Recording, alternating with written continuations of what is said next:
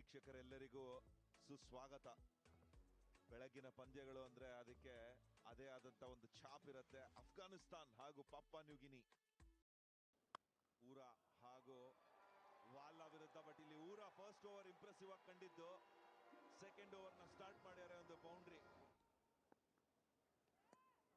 ಇಲ್ಲಿ ನೋಡಿ, ನಬಿ ಅವ್ರಿಗಿರೋ ಎಕ್ಸ್ಪೀರಿಯನ್ಸ್ ತೋರಿಸ್ತಾ ಇರೋದು.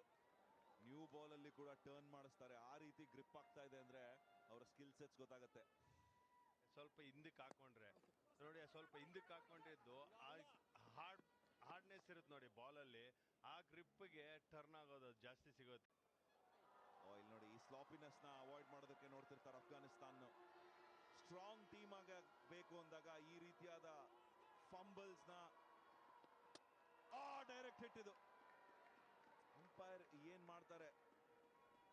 ಥರ್ಡ್ ಅಂಪೈರ್ ಹೋಗ್ತಾರಾ?